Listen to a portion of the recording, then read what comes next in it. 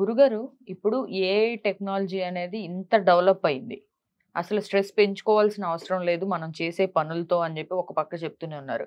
So, computers వచ్చేసి ఒక 10 మంది చేసే పని ఒక గంటలో కంప్యూటర్ చేసేయడం స్టార్ట్ చేశారు. తర్వాత ఎక్కడో ఉన్న మన రిలేటివ్స్‌తో మాట్లాడడానికి ఫోన్ వచ్చిన తర్వాత చాలా చేరువైపోయాం.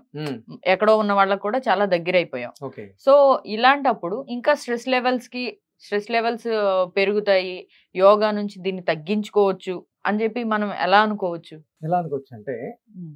ఏదైనా అసలు ఒత్తిడి ఎలా పుడుతుంది అనేది మొట్టమొదటి ప్రశ్న మనలో రావాలి. అంటే గురుగారు ఇక్కడ ఆ హ్మ్. ఒత్తిడి ఎలా పుడుతుందనంటే, హ్మ్. మనం పొద్దున్న లేచిన దగ్గర నుంచి సాయంత్రం వరకు కూడా హ్మ్.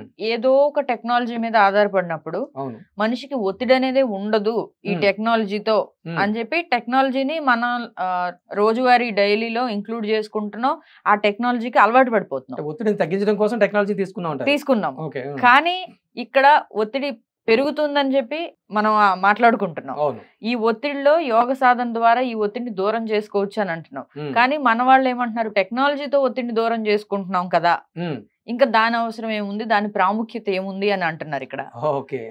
అసలు టెక్నాలజీతో ఒత్తిడిని దూరం చేసుకోవడానికి అసలు ఒత్తిడి అనేది కలిగేది ఎక్కడి నుంచి? శరీరం నుంచి. మన శరీరం పరిశుభ్రంగా, పరిపూర్ణంగా, శక్తియుతంగా, బలంగా, తేజోవంతంగా, జ్ఞానవంతంగా లేకపోతే ఆ టెక్నాలజీని ఉపయోగించేది ఏంటి? మన శరీరం నుంచే కదా, మన కళ్ళు ఉంటేనే కదా చూడగలం, చెవులు ఉంటేనే కదా వినగలం. అది దీనిని ముందు భద్రపరచుకోవాలి. అప్పుడు దీనితోనే సమస్తము కూడా. మొట్టమొదటి మనతో మనం ఉన్నప్పుడే విశ్వంలో ఉన్నటువంటి ప్రతి పదార్థంతోనూ, ప్రతి వస్తువుతోనూ, ప్రతి జీవితోనూ కూడా మనం కనెక్ట్ అవ్వగలుగుతాం. మనతోనే మనం లేనప్పుడు ఏం చేయగలుగుతాం? నిద్రపోతున్నప్పుడు, మన గాఢ నిద్రలో ఉన్నప్పుడు ఏదైనా తెలుస్తుందా మనకి? తెలియదు. ఈ టెక్నాలజీ కానీ, ఏరోప్లేన్స్ కానీ ఇవన్నీ ఏమీ ఉన్నాయనే సంగతి ప్రపంచమే మనకి రాదు గాఢ నిద్రలో ఉన్నప్పుడు.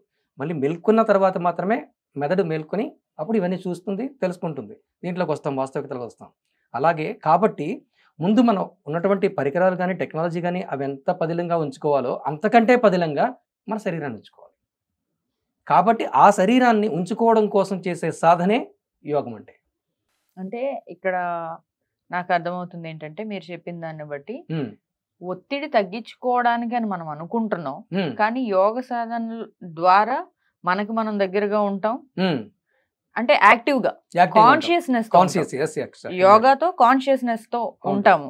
అంటే ప్రతిదానికి ఇప్పుడు క్యాల్కులేటర్ కావాలంటే ఫోన్ తీసి కొట్టేస్తున్నాం. కానీ అది ఇంతకు ముందు మన మెదడులోనే చెప్పేవాళ్ళం. ఇప్పుడు అది తగ్గిపోయింది. అది మళ్ళీ దానికి మనం దగ్గర అవ్వాలంటే ఇలాంటి యోగ సాధనలు అనేవి పనికొస్తాయి. ధారణ అదే చెప్పాను కదా, ధారణ క్రియ అనేది అదే పనిచేస్తుంది. కాకపోతే ఒకటి తగ్గిపోయినా ఒక గాలి ఏం చేస్తుంది, ఖాళీ ప్రదేశాన్ని ఆక్రమిస్తుంది. అలాగే జ్ఞానం కూడా మన మెదడులో ఉన్న ఖాళీ ప్రదేశాన్ని ఆక్రమిస్తుంది. ఒకటి తగ్గింది అంటే దాని ప్లేస్ లో ఇంకోటి వస్తుందమ్మా ఎప్పుడు కూడా. ఇప్పుడు ఈ కాల్కులేటర్స్ ఇవన్నీ మనం చేస్తున్నాం, కాల్కులేటర్ ఉపయోగించేస్తున్నాం కదా అనుకుంటాం. అసలు కాల్కులేటర్ ఉపయోగించే విధానం కూడా ఒక నేర్పరితనమే కదా. అవును. కాల్కులేటర్ ఎలా ఉపయోగించాలి, ఎలా డీకోడ్ చేయాలి అని తెలుసుకోవడం కూడా ఒక నేర్పరితనం. అది తెలుసుకోవడం కూడా ముఖ్యమే. తర్వాత ఏంటంటే ఈ కాలిక్యులేటర్లు తయారు చేయడం కోసం ఎవరు పాటుపడుతున్నారు? మానవ మెదస్సే కదా పాటుపడుతుంది. కంప్యూటర్ కానీ, ఏ టెక్నాలజీ కానీ దీన్ని అంతా సృష్టించింది ఎవరు? మనిషే కదా. మనిషి లేకపోతే అసలు సమస్తము లేదు. అంటే ఏ టెక్నాలజీకి దేవుడు అంటే ఎవరు? మనిషే ఏ టెక్నాలజీ పాలంటే దేవుడు. అంటే దానికంటే మనమే ఎక్కువ ఎప్పుడు కూడా. ఎంత టెక్నాలజీ అంటే రానివ్వండి భూమండలం పైన మనల్ని మించి ఎప్పుడు ఉండదమ్మా.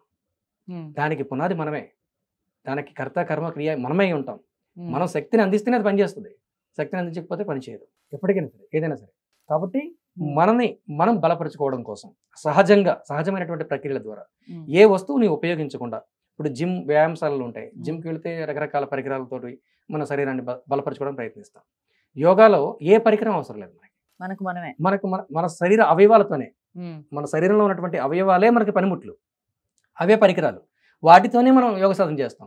దానితోనే మనం బలాన్ని పెంచుకుంటాం. ఇంకొక వస్తువు మీద ఆధారపడాల్సినటువంటి అవసరమే మనకి ఉండదన్నమాట. ఇది చాలా ఈజీ, అంటే సులువైనటువంటి ప్రక్రియ. ఆర్థికంగా కూడా మనకు అవసరం లేదు. దేని ఆర్థికంగా వనరులు కావాలి దీనికి అనేటువంటి ఆలోచన కూడా మనకు అవసరం లేదు. కాకపోతే ఇంకా ఏంటంటే మనందరం ముఖ్యంగా ఒత్తిడికి గురవడానికి కారణం, ఇంకా ముఖ్యమైన కారణం ఏంటంటే గ్రామాల నుంచి పట్టణాలకు వచ్చేసాం. పట్టణాల నుంచి నగరాలు ఏర్పరచుకున్నాం. అందరం కలిసి ఒకే ఉమ్మడిగా గుంపుగా ఒకే చోట ఉండడానికి ప్రయత్నిస్తున్నాం మనం.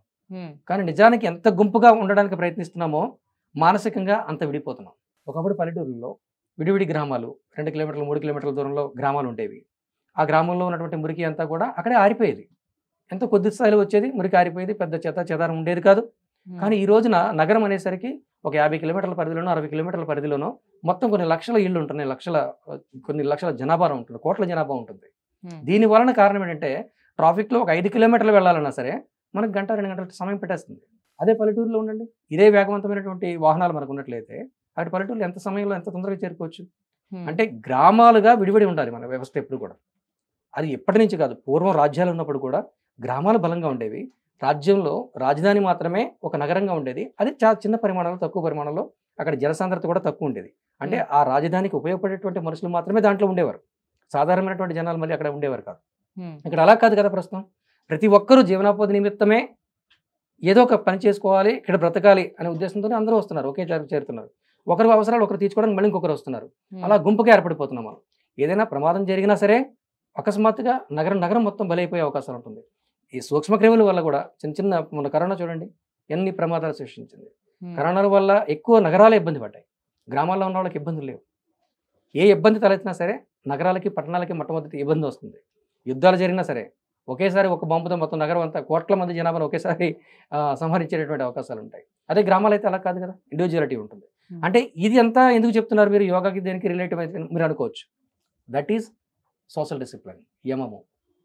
ఓకే, యమము అనేటువంటి ప్రక్రియలో ఇది విధానం అంతా ఉంటుంది అన్నప్పుడు మనకి.